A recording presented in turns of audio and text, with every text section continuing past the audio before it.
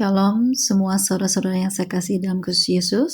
Saudara, seperti kita tahu, banyak yang mengatakan alam ini sudah tua dan alam ini sudah tidak bersahabat lagi, saudara. Sehingga banyak terjadi bencana alam, gunung meletus, longsor, tsunami, dan lain-lain, saudara. Kita melihat secara kasat mata bahwa faktor-faktor yang mendukung terjadinya bencana alam adalah yang pertama, mungkin karena adanya banyak penggalian-penggalian untuk mengambil hasil bumi atau barang tambang dalam skala yang cukup besar, saudara. Sehingga itu semua berpotensi menimbulkan pergeseran-pergeseran lempeng bumi. Yang kedua, adanya pendebangan hutan besar-besaran sehingga mengakibatkan banjir di mana-mana. Mungkin karena fungsi hutan sendiri adalah untuk mengikat air agar tidak terjadi erosi. Tetapi saya di sini bukan untuk membahas keadaan alam secara panjang lebar tentunya, saudara. Tetapi yang saya ingin sampaikan, sesuai tema saya hari ini, saudara, adalah hukum tabur tuai. Bagaimana hukum tabur tuai dapat terjadi? Saudara, memang dunia ini sifatnya tidak kekal dan tidak abadi, alias hanya sementara, saudara. Karena semua akan berlalu. Tetapi kita tahu, kasih Tuhan dan kerajaannya di sorga tidak akan berlalu, tetapi kekal selama-lamanya. Karena Dia Allah Alfa dan Omega. Dialah Allah yang awal dan yang akhir. Tetapi memang semua ini harus terjadi, saudara, untuk menggenapi nas firman Tuhan, bahwa bumi ini akan berlalu, dan ini semua sudah tercatat di dalam kitab Wahyu. Dan bencana alam pun sesungguhnya terjadi didasari karena, yang pertama, adanya keinginan-keinginan manusia di zaman modern ini, saudara. Dan yang kedua, karena adanya tuntutan-tuntutan untuk memenuhi gaya hidup yang bersifat lebih modern. Dan saya akan jelaskan di sini pada poin pertama, keinginan-keinginan manusia yang bagaimana, saudara. Seorang manusia yang katakanlah berpendidikan tinggi, pandai, punya nalar yang baik, punya wawasan yang luas. Mereka tidak berdiam diri saja. Mereka mulai memikirkan hal-hal yang tidak ada menjadi ada. Mereka mulai ingin menjadi pribadi yang terbaik, yang terkenal, yang famous. Mereka mau dihormati dan diagung-agungkan.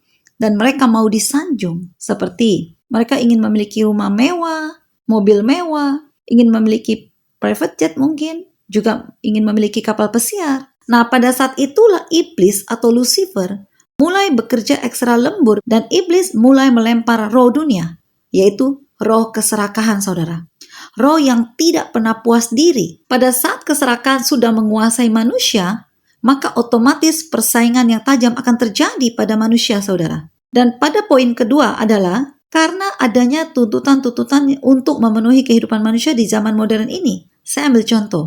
Mungkin dahulu manusia hanya berjalan kaki dan berkuda atau dengan delman saja manusia sudah cukup puas. Lalu meningkat lagi ditemukannya sepeda, manusia mulai menggunakan sepeda. Tetapi karena dirasa sepeda tidak dapat mencapai jarak yang jauh dan terbatas jarak tempuhnya atau mungkin terlalu lama, maka manusia mulai menggunakan motor, lalu mobil, dan akhirnya pesawat, saudara. Karena seiring banyaknya tuntutan kehidupan di zaman modern ini untuk menggunakan produk-produk teknologi yang canggih, semua serba praktis dan cepat, serta digital system pula, maka makin besar pula kebutuhan bahan dasar atau bahan mentah yang digunakan untuk memproduksi barang-barang tersebut, bukan? Yang dipertanyakan, bahan dasar atau bahan mentah tersebut didapat dari mana, saudara? Ya dari alam ini. Sehingga jangan heran kalau alam ini menjadi rusak, makin tergerus, terkikis sehingga mengakibatkan bencana alam. Inilah yang dinamakan hukum tabur tuai terjadi, saudara. Saudara, mari kita lihat kitab Galatia 6 ayat 7 sampai dengan 8. Firman Tuhan mengatakan, jangan sesat. Allah tidak membiarkan dirinya dipermainkan, karena apa yang ditabur orang, itu juga yang akan dituainya. Sebab barang siapa menabur dalam dagingnya, ia akan menuai kebinasaan dari dagingnya. Tetapi barang siapa menabur dalam roh, ia akan menuai hidup yang kekal dari roh itu. Ketika manusia menabur hal-hal yang tidak sesuai atau tidak memikirkan efek samping atau dampak negatif dari perbuatannya, artinya hanya memikirkan keinginan dan egonya saja, yaitu berlomba-lomba ingin menjadi yang terbaik, maka hukum tabur tuai ini akan berlaku, saudara. Yaitu manusia juga yang akan menuai kerusakan atau kehancuran akan dunia ini. Dan dampaknya yang paling besar dirasakan ketika terjadi bencana alam besar, katakanlah tsunami yang merenggut nyawa puluhan ribu jiwa, bahkan ratusan ribu jiwa meninggal seketika. Bukankah itu semua berdampak dan dirasakan oleh manusia juga? Dan firman Tuhan sendiri yang mengatakan barang siapa menabur dalam daging, ia akan menuai kebinasaan dari dagingnya. Kalau firman Tuhan sendiri mengatakan akan menuai kebinasaan, berarti betapa bahayanya keselamatan jiwa dan roh seseorang ketika meninggal tiba-tiba pada saat terjadi bencana alam, saudara. Mengapa saya katakan bahaya, saudara? Yang dipertanyakan, kemana perginya jiwa dan roh seseorang jikalau pada saat kematian yang tiba-tiba orang tersebut belum siap dan belum bertobat? Bukankah orang tersebut akan menuju kepada neraka dan binasa? Inilah yang dimaksud firman Tuhan tersebut, bahwa barang siapa menabur dalam daging akan menuai kebinasaan.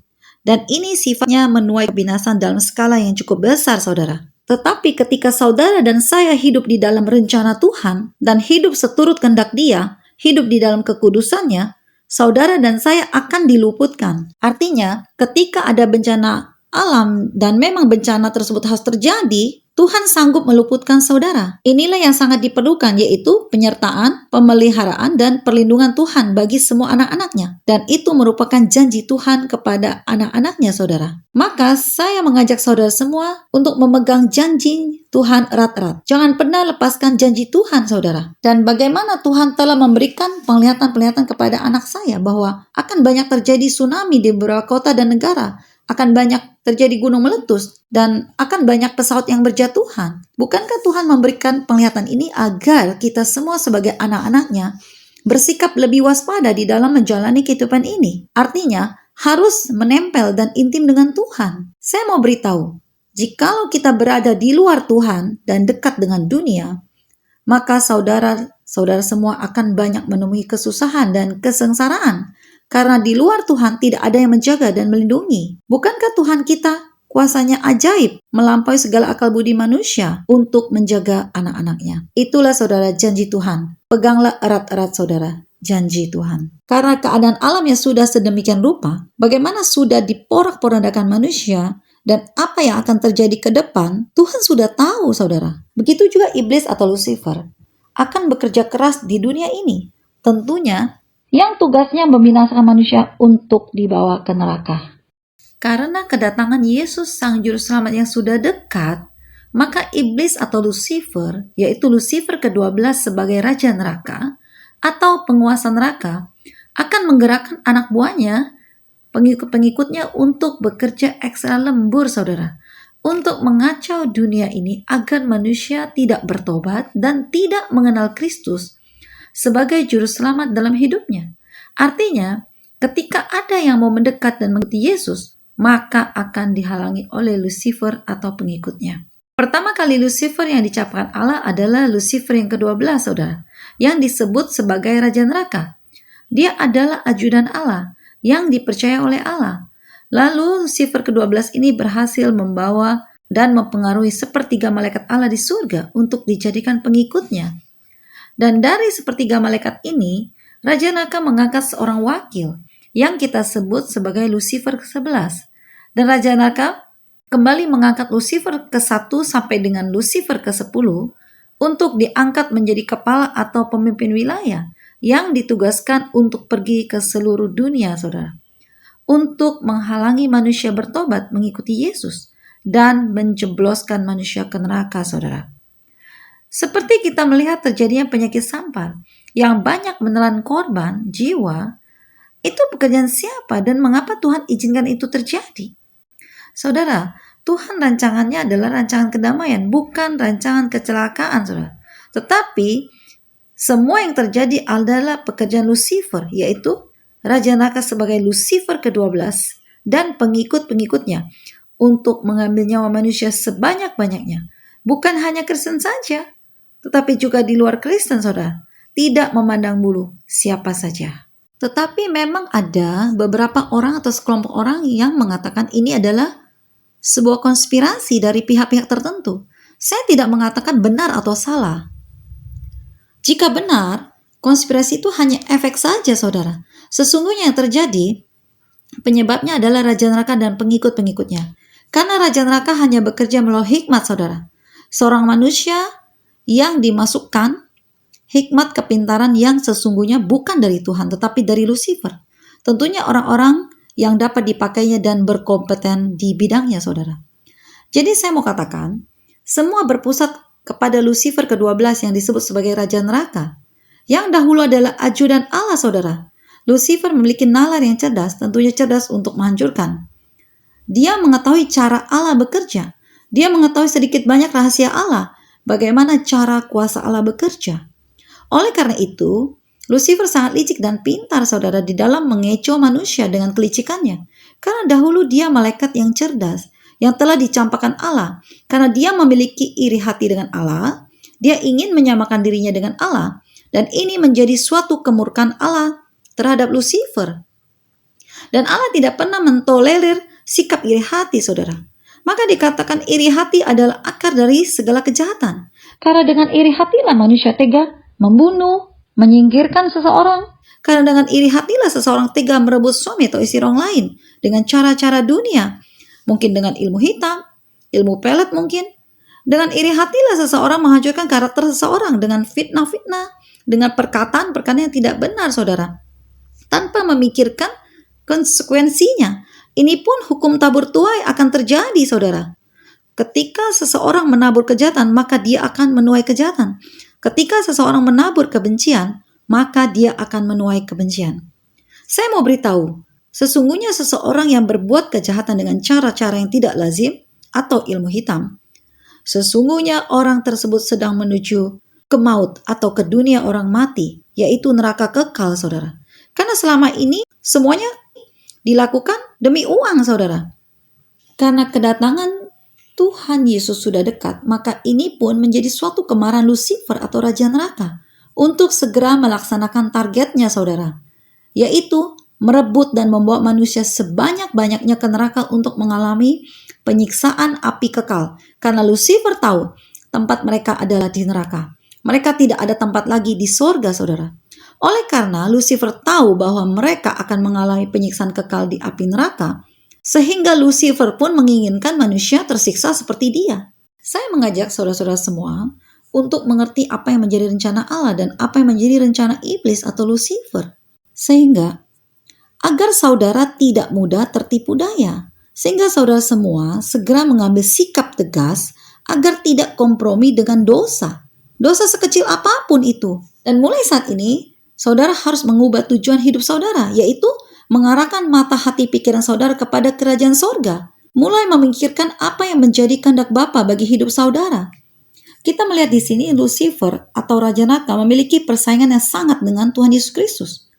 Lucifer akan berusaha semaksimal mungkin untuk menghalangi manusia bertobat dan mengikuti Yesus. Yesus datang untuk menyelamatkan dan Lucifer datang untuk menghancurkan dan membinasakan manusia.